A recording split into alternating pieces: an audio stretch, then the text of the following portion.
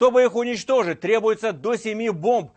رویدادهای چند روز اخیر در صحنه نبرد بین روسیه و اوکراین از شنیده شدن صدای پای جنگ در خاک روسیه و حتی اطراف پایتخت این کشور حکایت دارد.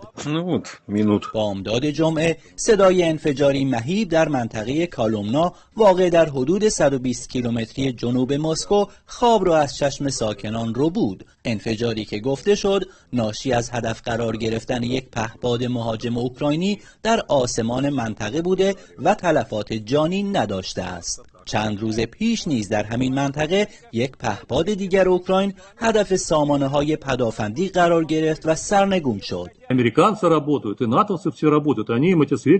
آمریکایی‌ها و اعضای ناتو با ابزارهای مختلف از محل استقرار سامانه‌های پدافند هوایی روسیه مطلع هستند و این اطلاعات را در اختیار ارتش اوکراین قرار می‌دهند. با این رخدادهای اخیر، فرماندهی نیروی هوافضای روسیه باید آرایش پدافندی و برنامه‌ریزی خود را تغییر دهد. چند ساعت پیش از این حمله پهپادی نیز گروهی حدود 50 نفره با ورود به خاک روسیه به ساکنان شهر بریانسک در مرز روسیه و بلاروس حمله ور شدند، 1 نفر را کشتند، 1 کودک را زخمی کردند و 6 نفر را به عنوان گروگان با خود بردند. عملیاتی که رئیس جمهور روسیه آن را خرابکارانه و تروریستی نامید. защищают от неонацистов и от террористов.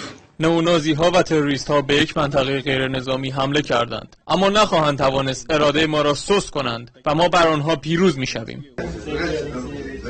در حالی که سرگئی ریابکوف معاون وزیر امور خارجه روسیه آمریکا و دیگر کشورهای عضو پیمان نظامی ناتو را به راه انداختن جنگ ترکیبی علیه روسیه متهم کرد و دیمیتری مدودف معاون ولادیمیر پوتین در شورای امنیت ملی روسیه به ناتو درباره جنگ رو در رو با روسیه هشدار می‌دهد، خبرها از احتمال حمله اوکراین به بلاروس و نیز منطقه روس‌تبار پریدنیستروی در مرز اوکراین و مولداوی حکایت دارد. در حالی که جنگ بین روسیه و اوکراین وارد دومین سال خود شد، نه تنها امیدی به صلح وجود ندارد، بلکه در صورت حمله احتمالی اوکراین به جمهوری خودمختار و روس‌تبار پریدنیستروی و بلاروس ممکن است 2 جبهه جدید جنگ بین روسیه از یک سو و ناتو، اوکراین و آمریکا از سوی دیگر گشوده شود.